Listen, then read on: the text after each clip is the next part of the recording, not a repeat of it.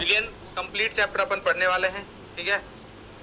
तो बिल्कुल स्टार्टिंग से स्टार्ट करते हैं। तो सबसे पहले आता है हमारे पास विलियन। तो दो या दो से अधिक पदार्थों का समांगी जो विलियन मिश्रण होता है उसको अपन क्या कहते हैं, विलियन कहते हैं। दो या दो से अधिक पदार्थ रहते हैं, इनको क्या कहते हैं, विलय और विलायक। क्या कहते हैं, विलय और विलायक। क्लियर है।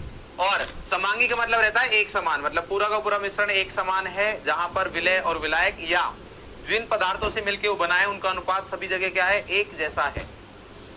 अगर विलियन में दो पदार्थ है, एक विलय एक विलायक, तो उसको द्वितीय विलियन बोलते हैं। अगर तीन पदार्थ है तो तृतीय बोलते हैं, चार पदार्थ है तो चतुर्थ विलियन बोलते हैं। क्लियर है।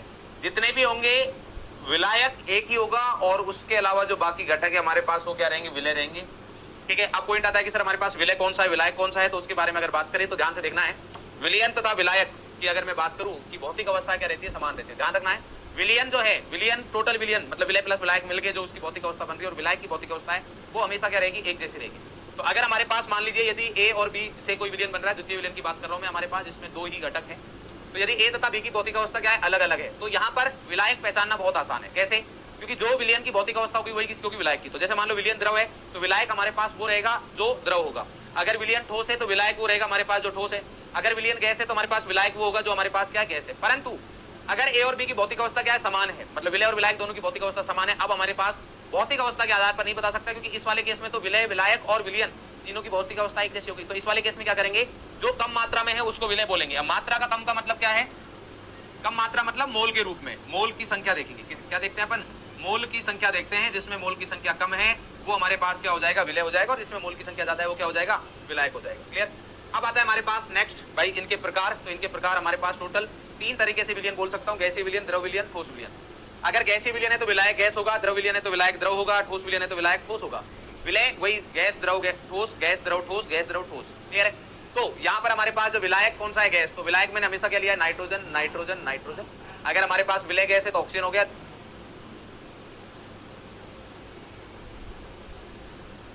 द्रव है तो क्लोरोफॉर्म हो गया, और ठोस है तो क्या हो गया हमारे पास, कपूर हो गया। जब हमारे पास तीनों द्रव है तो मैंने यहाँ पर क्या लिया, हमारे पास जल। विलायक क्या ले लिया, जल ले लिया, एनसीईआरटी के उदाहरण है। तो यहाँ पर हमारे पास द्रव क्या, विलय गैस है तो ऑक्सीजन हो जाएगा, द्रव है तो हमारे पास इथेनॉल हो जाएगा, और ठोस है तो हमारे पास ग्लूकोज हो जाएगा। अगर तीनों ठोस है हमारे पास तो अब देखिए हमारे पास विलय क्या दे रखा है, गैस। तो हाइड्रोजन का पैलेडियम में विलियन, जो कि अपन एल्कीन का हाइड्रोजनीकरण करते हैं ऑर्गेनिक केमिस्ट्री में, वही हमारे पास सेम है। द्रव यहाँ पर है पारे यानी कि Hg, मरकरी का सोडियम के साथ अमलगम, और यहाँ पर हमारे पास तांबे का सोने में विलियन। ये हमारे पास क्या हो जाएगा, विलय, जो दोनों की दोनों हमारे पास क्या है, ठोस है। अब बात आती है हमारे पास यहाँ पर विलयता की।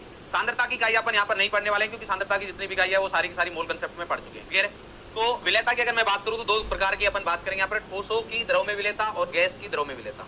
इसके बारे में अपन डिस्कशन करेंगे। तो सबसे पहले बात करते हैं ठोसों की द्रव में विलयता। ठोसों की द्रव में विलयता हमारे पास सिंपल है, समान समान को घुलता है। इसका मतलब ये कि अगर ध्रुवीय विलायक है तो उसमें ध्रुवीय विलय यानी कि आयनिक यौगिक ज्यादा घुलनशील होंगे, और अगर हमारे पास अध्रुवीय विलायक है तो उसमें अध्रुवीय विलय यानी कि कार्बनिक यौगिक ज्यादा विलयशील रहेंगे या विलयशील रहेंगे। क्लियर है। जैसे उदाहरण के लिए अगर बात करूं मैं, NaCl आयनिक है तो पानी में ध्रुवीय विलायक में घुलनशील है, परंतु यहीं पर बेंजीन में NaCl क्या है, अघुलनशील है। मतलब NaCl को ही बोल रहा हूं मैं, बट वो पानी में घुलनशील है और बेंजीन में अघुलनशील है, क्योंकि बेंजीन क्या है हमारे पास, विलायक कैसा है, अध्रुवीय, जबकि हमारा विलय कैसा है, आयनिक है। तो ये समान समान में घुलेगा, इसलिए पानी में घुलता है। यहीं पर अगर मैं विलय को चेंज कर दूं, एंथ्रासीन कर दूं, जो कि अब खुद कार्बनिक है, तो ये कार्बनिक विलायक में घुलनशील होगा, बट पानी में क्या होगा, अघुलनशील। की पानी में घुलनशील तथा बेंजीन में क्या है, घुलनशील होता है। क्लियर है। अब बात करते हैं अपन की जो ठोसों को अपन द्रव में मिला रहे हैं, घोल रहे हैं, विलयशीलता है या विलयता है वो कौन कौन से कारकों पर निर्भर करती है। तो दो कारक है हमारे पास। एक तो देखो बहुत सिंपल सी बात है, मतलब इस पर तो हमारे पास निर्भर करेगा ही करेगा कि विलय और विलायक के बीच में आकर्षण बल कैसा है, जो कि अपन ने देख लिया कि अगर समान समान को बोलता है उसके आधार पर। अब दूसरा हमारे पास आता है कि ठोसों की विलयता पर ताप का प्रभाव। तो अगर ताप का प्रभाव मैं यहाँ पर देखूं तो ये निर्भर करेगा कि हमारे पास जब अपन ठोस को विलय को विलायक में मिला रहे हैं तो प्रक्रम कौन सा हो रहा है, ऊष्मा शोषी हो रहा है या ऊष्मा छेपी हो रहा है। एक बात ध्यान देने वाली बात है, विलय प्लस विलायक को मिला रहे हैं, अगर ये जो साम्य अवस्था है अग्र दिशा में जा रही है तो इसका मतलब विलयता बढ़ रही है, क्योंकि विलयन बन रहा है तो विलयता बढ़ रही है। तो अग्र दिशा में अभिक्रिया चलेगी तो अपन बोलेंगे विलयता बढ़ रही है। और यदि हमारे पास पश्च दिशा में चल रही है, पश्च का मतलब है विलय और विलायक दोनों अलग हो रहे हैं, इसका मतलब विलयता क्या हो रही है, कम हो रही है। तो पश्च दिशा का मतलब क्या है, विलयता कम हो रही है। अब अपन केस लेते हैं, दोनों ही केस लेते हैं, एक बार लेते हैं ऊष्मा शोषी, एक बार ऊष्मा छेपी। यदि यह अभिक्रिया ऊष्मा शोषी है, मतलब डेल्टा एच क्या है, ग्रेटर देन 0, तो अपन 11th क्लास में लसातालीय सिद्धांत में पढ़ते हैं कि अगर ऊष्मा शोषी है तो तापमान बढ़ाओगे तो साम्य स्थिरांक का मान बढ़ेगा, तापमान कम करोगे तो साम्य स्थिरांक का मान कम होगा। साम्य स्थिरांक का मान बढ़ने का मतलब है कि अभिक्रिया अग्र दिशा में चल रही है, और कम होने का मतलब है पश्च दिशा में चल रही है। जबकि ऊष्मा छेपी में इसका उल्टा होता है। तो अब यहाँ पर देखिए अगर मैंने तापमान बढ़ाया तो अग्र दिशा में चलेगी, अग्र दिशा का मतलब क्या है, विलेयता हमारे पास बढ़ेगी। कब की बात है, ऊष्मा शोषी। अगर तापमान कम कर रहे हैं तो पश्च दिशा में चलेगी, इसका मतलब क्या होगा, विलेयता घटेगी। तो ये पॉइंट आ गया हमारे पास। जबकि यदि अभिक्रिया ऊष्माक्षेपी है, अभिक्रिया कैसे ऊष्माक्षेपी, तो अब उल्टा होगा। ऊष्माक्षेपी मतलब डेल्टा एच का मान क्या है, ऋणात्मक। तब यदि तापमान बढ़ाया तो अभिक्रिया पश्च चलेगी, आगे नहीं बढ़ेगी। अब क्या चलेगी, पश्च। तो पश्च दिशा का मतलब विलय विलायक अलग हो रहे हैं, इसका मतलब विलेयता क्या हो रही है, कम हो रही है।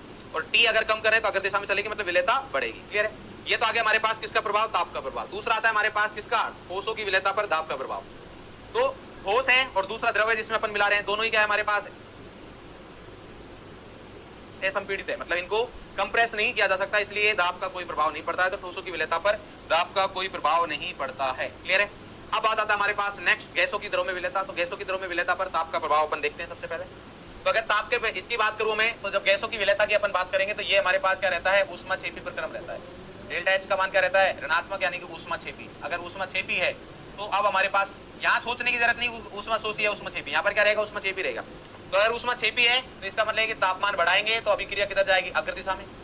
और अग्र का मतलब क्या हो गया, इसका मतलब विलेयता बढ़ रही है। इसका मतलब क्या है, विलेयता बढ़ रही है, जो अपन ने अभी देखा है। सेम चीज है कि अगर हमारे पास क्या हो रहा है, अच्छा सॉरी, ऊष्माक्षेपी है ना, तो ऊष्माक्षेपी है तो यहाँ पर उल्टा हो गया भाई। तापमान बढ़ाओगे तो क्या होगा हमारे पास, तापमान बढ़ाओगे तो पश्च दिशा में अभिक्रिया होगी। और अगर पश्च दिशा में अभिक्रिया हो रही